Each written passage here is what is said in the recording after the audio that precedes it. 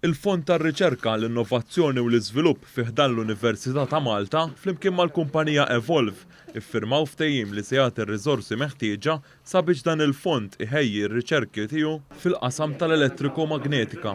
Fl-Università ta' Malta intqal kif dan il-fond li sa issa ħejja 65 proġett ta' riċerka dejjem jiċċelebra passi kbar li għamel u dan il-ftehim ma kienx eċċezzjoni. Preżenti għal dan il-ftehim kien hemm il-Ministru għar-Riċerka u l-Innovazzjoni Owen Bonnici li sostna dwar l-importanza tal-għaqda bejn il-kummerċ u r-riċerka. Huwa qal kif inċentivi bħal dawn mill-privat dejjem se jiksbu l-appoġġ tal-Gvern u kif din l-inizjattiva għandha tkun ukoll mudell għal kumpaniji oħra.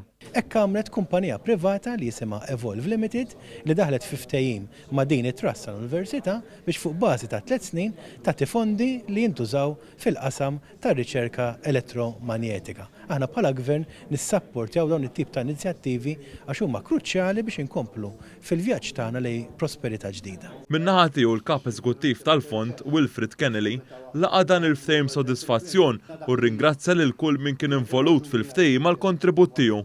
Lilna jtinna sodisfazzjon kbir, lilna bħala rajditi u lilna bħala università. U allura forsi dan għandu jkun il-mod kif l-industrija lokali permezz tal-Corporate Social Responsibility Programs tagħhom jissapportjaw l-università billi jiffinanzjaw gruppi ta' riċerka ħalli jkunu jistgħu joħorġu b'idejja ġodda. Intant id-direttur maniġerjali ta' Evolve sostna li l-kumpanija hija kburija li se tifforma parti minn dawn il-proġetti ta' riċerka fi 3 snin li ġejjin u appella lil kumpaniji oħra biex jieħdu passi simili hekk kif ir-riċerka hija l-mutur li tmexxi lil Malta lejn il-progress. Evolve minn dejjem appoġġjat mhux biss ir-riċerka imma affarijiet ta' impatt fis-soċjetà Maltija. Aħna dejjem nagħmlu żewġ affarijiet, dawk li għandhom impatt immedjat, jiġifieri li jtuna l-business ta' kuljum, u dawk li ħajtuna l-business għadha, ġifieri kif ħanagħmlu Malta aħjar biex nikkrew iktar opportunitajiet għalina. Il-Malta Enterprise ukoll appoġġjat dan il-ftehim li jkompli inkoraġġixxi iżjed kollaborazzjoni bejn l-industrija u d-dinja akkademika.